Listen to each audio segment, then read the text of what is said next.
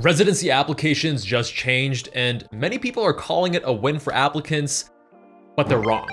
The change aims to improve how research is evaluated, but it's not enough to slow down an arms race that's already well underway. I'll show you exactly why, what the data actually says, and what this means for your application strategy going into this cycle and beyond. The publications section of your residency application was replaced by scholarly work. The categories are cleaner, and you can only report work submitted to peer-reviewed entities like journal articles, book chapters, journal abstracts, oral presentations, and poster presentations. You can star up to 3 items as your most meaningful, and first authorship is now visible directly in the application. The change comes after pressure from programs saying that long publication lists with no surrounding context don't tell the full story.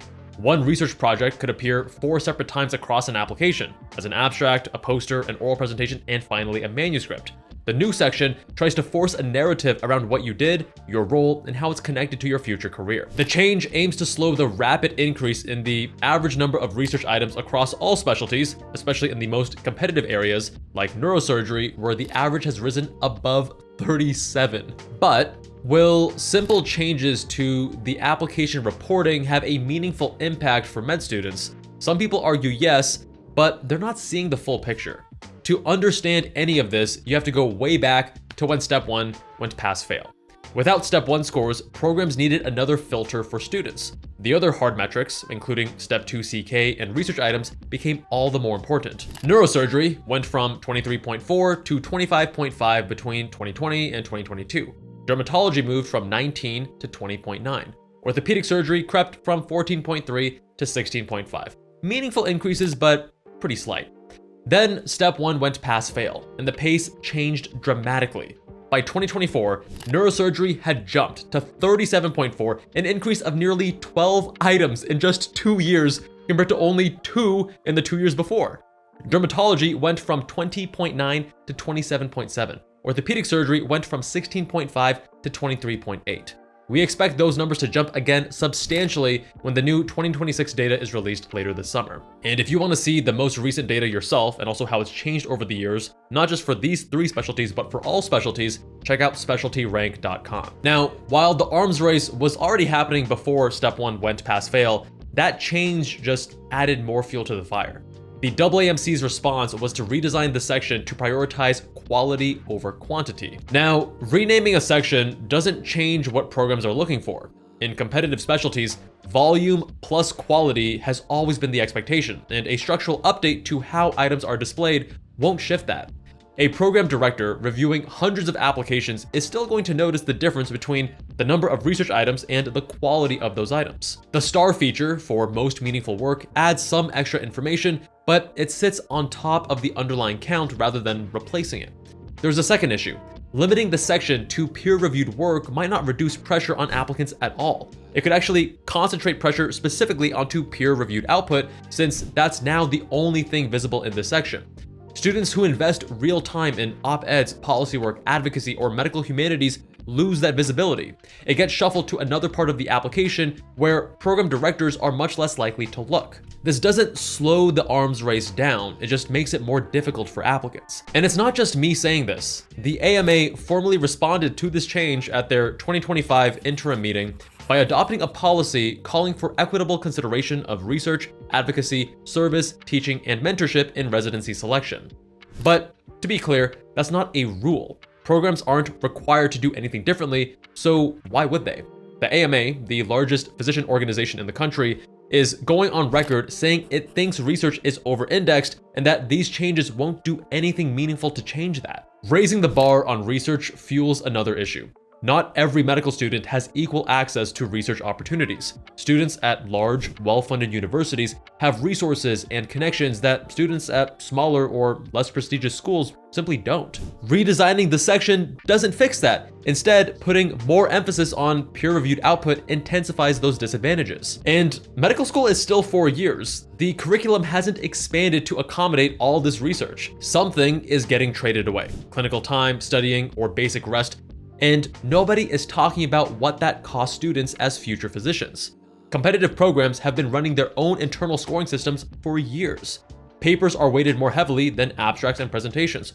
Oral presentations rank above poster presentations. First author credit gets weighted more heavily than secondary authorship. Journal impact factor gets factored in too. Programs built these systems precisely because the research arms race was already happening, and they needed a way to distinguish someone with 10 publications and 10 abstracts from someone with 50 poster presentations and nothing in print. The ERAS change didn't create that problem or solve it, it just standardized something programs were already doing on their own. It's known that a meaningful percentage of publications listed on residency applications can't even later be found in the literature.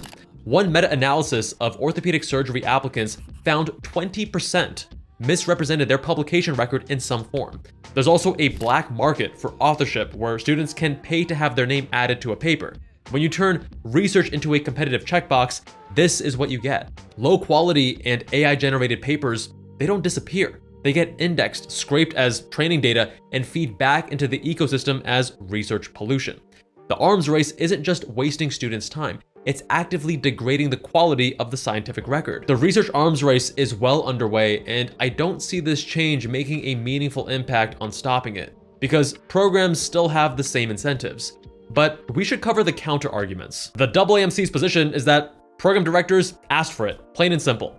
The old structure made it hard to understand an applicant's real relationship to their research. The new one requires them to describe their role, their contribution, and what the project was actually doing. In theory, programs get a clearer picture of who actually did meaningful work. The padding problem in the old system was genuine, and you have some changes like first author visibility, which are steps in the right direction. Optimists might say that the most meaningful designation could gradually shift how applicants approach research altogether. In a perfect world, over a few cycles, students could start building for quality rather than volume because the application now rewards it, and programs start recalibrating accordingly. Many are also suggesting that the average number of research items for each of these specialties is likely to plummet. I disagree. The research arms race is here to stay, and for any of this to matter, program directors would have to totally change how they review applicants. And why would they? There are still more applicants than spots. They're still looking for any reason to pick one person over another. But what's most important is what this actually means for you and future applicants. In 2024, unmatched applicants actually averaged more research items than unmatched ones, 11 versus 10 across all specialties. This means volume alone was never the whole story. What that means in practice is that you're aiming for medium to high quality research at volume, not low quality reviews and case reports and case series that you're loosely credited on, but also not the kind of groundbreaking discovery that redefines medical training. That bar is unrealistic for virtually anyone. Sure, there was a medical student in the 1920s who discovered heparin, but that was a century ago, and also the exception, not the norm. Med students simply aren't changing our fundamental understanding of how to treat patients. That's not what programs are looking for either. They want meaningful involvement in solid research conducted consistently over time. And if you think the new scholarly work section is what's forcing programs to think this carefully, you're giving ERAS too much credit. If you're targeting a competitive specialty, you need to be able to speak clearly about what you actually contributed. Deep involvement in fewer projects with first author credit and something substantive to say about the work is a stronger position than a long list of loosely credited items. And I know it's achievable because I finished medical school with 29 publications and 66 total research items, most of them first author. A decade later, with no active research since, I'm still among the top 5% most cited physicians on Doximity. That's what medium to high quality research at high volume actually looks like, and it's achievable in medical school with the right system in place. And if you want to learn how I went from taking 3.5 years to get one third author publication in college and one abstract, to then having several dozens in just a year, I explain how linked below. If you're early in medical school, start on research sooner than you think you need to. Pick something in your target specialty and try to own a real piece of the project. If you're a pre-med, prioritize it now. Even if you're not currently interested in a competitive specialty, that can change as you get more exposure. Give yourself the optionality. Now, here's what I think will happen. When the 2026 data drops this summer, research item averages will be higher again. But that won't tell us whether this change worked. The scholarly work section doesn't even take effect until this June, meaning the first cycle it applies to is 2027. We won't have data that actually reflects its impact until 2028 at the earliest. I'll be revisiting this then, but I'd be surprised if the numbers go anywhere but up. Years of escalating research requirements have pushed students towards chasing publications that have little to do with becoming a good physician. The WMC knows this, that's not the disagreement. The disagreement is whether renaming a section and restructuring how items are displayed changes the incentives that created the problem. It doesn't. There are still more applicants than spots. Programs are still looking for every signal they can find to separate one strong candidate from another. Students will adapt to whatever the form looks like and compete just as hard within it.